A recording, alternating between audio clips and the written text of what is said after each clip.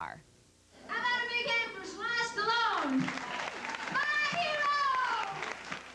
Parton and Stallone star in the story of a New York cabbie who is turned into a country singer on a bet.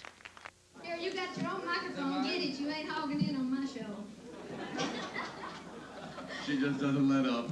I think it's extremely important to like the person that you're working with, and I'm sure that many movies have been done where people just hated each other. I've heard some horrible stories, but if you're great enough as far as your acting, I guess you can fake sincerity. But me, I'm such a sensitive person where people are concerned. If you don't like me, it just kills me, and I can't hide it. And if I don't like you, you know, it's like really even worse, because it's hard for me to feel like I don't really get along with somebody. And that happens very seldom.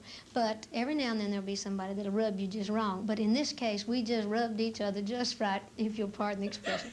Now, don't.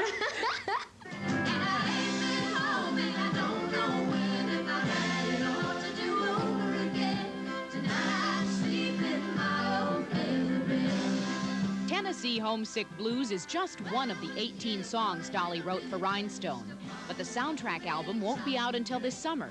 So in the meantime, Dolly has a new album out. It's called The Great Pretender, and it's all rock and roll from the 50s and 60s.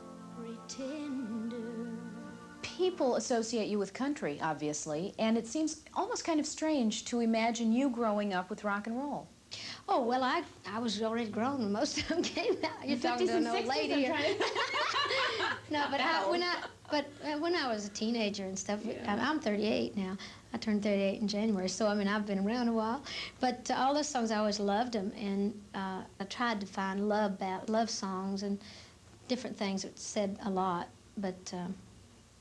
Do any of those songs on the album spark memories of, like, your first kiss? Oh, I guess I had a lot of kisses during a lot of those songs when I was growing up. You know, because I was always one of those romantic teenagers, always, you know, necking in front seat, back seat sort of thing. But at that time, Elvis was very hot, and so many of those great people. I had a crush on Elvis, like every girl at that age did.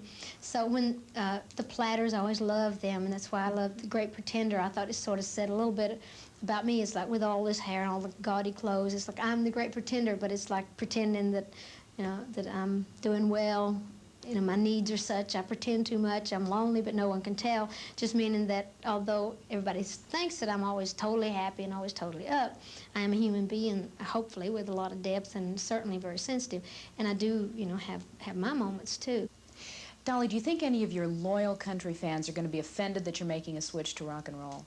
Hopefully they won't be, but I'm sure some of them will be. And so I can just say to them, I'm sorry that you're not happy with what I'm doing, but I'm doing what I feel I should be doing right now.